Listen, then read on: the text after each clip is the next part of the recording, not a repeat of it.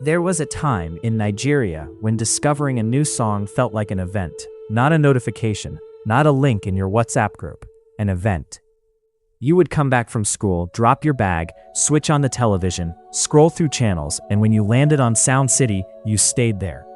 Not because there were many options, but because this felt like the pulse of youth culture. SoundCity did not just play music, it curated identity. In the early 2000s, Nigeria's entertainment industry was still trying to define itself after years of instability. Piracy had eaten deeply into physical sales. International channels dominated satellite television. Most Nigerian artists struggled with exposure beyond radio and occasional local shows. Then SoundCity emerged with a simple but powerful idea: give Nigerian youth a mirror. The station leaned heavily into urban contemporary African music. It wasn't trying to be American television. It wasn't trying to replicate global formats entirely. It was young, energetic, distinctly Nigerian, and proud of it. At that time, cable TV was becoming more accessible in middle-class homes. A generation of teenagers was growing up with satellite access, but without strong local representation in pop media. International stations like MTV Base Africa existed, yes, but SoundCity felt closer to home. The accents were familiar, the slang was familiar, the vibe was ours. This closeness created loyalty, and loyalty built power. The real genius of SoundCity was not just in playing music videos, it was in understanding repetition psychology. Heavy rotation created hits. When a song appeared multiple times a day, across countdowns and special features, it stopped being just a release. It became unavoidable, and in pop culture, unavoidable often becomes iconic. Think about how many Nigerian artists from the late 2000s benefited from this system. Their songs did not explode overnight because of streaming numbers. They exploded because SoundCity kept them in front of the audience, day after day, week after week. But something deeper was happening beyond airplay. SoundCity became a dream factory.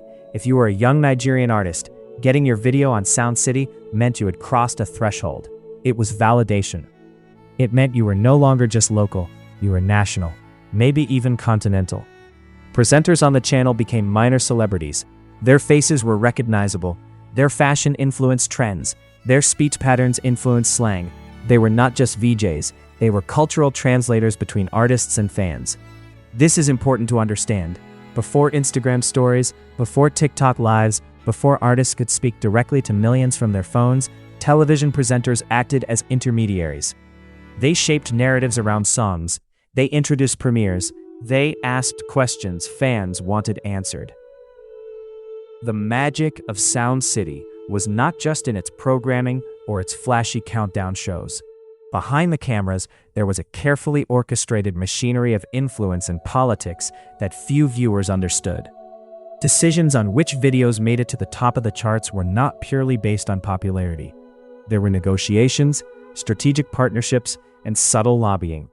Record labels understood the channel's power, and executives would fight for every slot, knowing that prime rotation could turn a regional artist into a nationwide sensation almost overnight. Consider the case of D'banj. His early career trajectory was profoundly shaped by how often his videos were played on SoundCity. Behind the scenes, his management team worked tirelessly to ensure that his singles received optimal rotation. Meanwhile, the presenters themselves, who were minor celebrities in their own right, had opinions that carried weight. A nod from a presenter could elevate a song's visibility, while a lukewarm reception might leave even the best videos underplayed. This dynamic created a delicate balance between artistry and media politics, and understanding it was as important as understanding the music itself. Another case study lies with Tiwa Savage, whose early videos on SoundCity coincided with the channel's peak influence. Her management strategically timed premieres to coincide with SoundCity countdowns, creating anticipation that translated to a cultural phenomenon. Fans would call in, vote, and discuss, and the momentum built on television often carried over into radio airplay and later streaming platforms. These campaigns were meticulous, requiring coordination between artists, labels, and SoundCity's programming team. Competition with international channels like MTV Base Africa added another layer of complexity. MTV Base had the advantage of global content, polished international production, and brand recognition, but it lacked the local intimacy that SoundCity cultivated. SoundCity's ability to understand Nigerian youth culture, local slang, fashion, and urban trends gave it an edge. Yet this competitive advantage wasn't guaranteed. Executives had to constantly innovate, introducing new segments, events, and countdown shows to keep viewers engaged. Every change was a calculated move and subtle war for audience attention. Ownership and financial structure also played a pivotal role. SoundCity was backed by investors who understood media but were also deeply conscious of returns. Every programming decision had to balance cultural relevance with commercial viability. Advertising revenue from Nigerian brands, concert promotions, and partnerships with record labels fed into the channel's budget. But it was never just about money. Strategic partnerships often dictated programming choices, ensuring that the channel remained profitable while still being seen as a credible tastemaker. The behind-the-scenes politics extended into events and live shows. Red carpet premieres, exclusive interviews, and SoundCity-sponsored concerts became arenas of influence. Artists and managers understood that these events could make or break public perception. Attendance, placement on the schedule, and the sequence of interviews were all subject to negotiation. It was a high-stakes environment where every decision could significantly impact an artist's career trajectory. Even as the channel flourished, internal tensions emerged.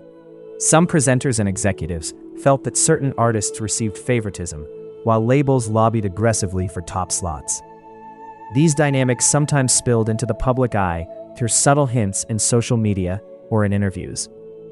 Fans, unaware of the internal complexities, often debated rankings and popularity, unknowingly participating in a system shaped as much by negotiation and influence as by pure talent. Financially, SoundCity's model relied heavily on advertising, partnerships, and sponsorships. The ability to monetize cultural influence became as critical as producing compelling content. Events, branded countdowns, and exclusive premieres offered additional revenue streams, while partnerships with telecom companies and beverage brands extended the channel's influence beyond the TV screen. The careful orchestration of these elements allowed SoundCity not just to survive, but to thrive during a period when international competitors were attempting to dominate the market. Yet, as the digital revolution gained momentum, SoundCity faced new challenges. YouTube, Instagram, and later TikTok transformed music consumption. Artists realized they could bypass television entirely, reaching fans directly with uploads and live interactions. The algorithms of social media replaced traditional gatekeepers. Even the meticulously planned countdowns and rotations of SoundCity could not compete with the immediacy and scale of streaming platforms. Despite these pressures, SoundCity adapted.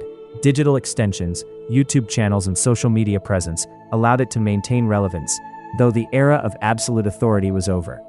The legacy, however, remains undeniable. It helped cultivate a generation of Nigerian artists, shaped trends, and provided a blueprint for music promotion that continues to influence strategies in the streaming era. From the early artists who learned to navigate behind-the-scenes politics, to the careful coordination of premieres and rotations, to the calculated responses to competition with MTV Base, SoundCity was more than a music channel. It was a cultural laboratory, a proving ground, and an institution that showed the world how Nigerian music could capture hearts, minds, and eventually global attention. As viewers today scroll through social media feeds, binge-watch playlists, and interact with music videos in their own curated spaces, it is worth remembering that for a decade, a single television channel held the power to shape trends, define taste, and launch careers. That channel was SoundCity. Its story is one of ambition, strategy, politics, and creativity, a story that remains central to understanding the evolution of Nigerian music culture. Even in the digital era, when the world is fragmented across platforms and attention spans, the lessons of SoundCity endure: the power of curation, the importance of timing, and the value of understanding an audience intimately. For those who grew up waiting for their favorite video to appear on the countdown, SoundCity wasn't just a channel. It was a companion, a mentor, and in many ways, the architect of a generation's musical identity. Every media institution believes it is central forever, but history shows that technology redistributes power constantly. Radio gave way to TV. TV gave way to streaming. Streaming will eventually give way to something else.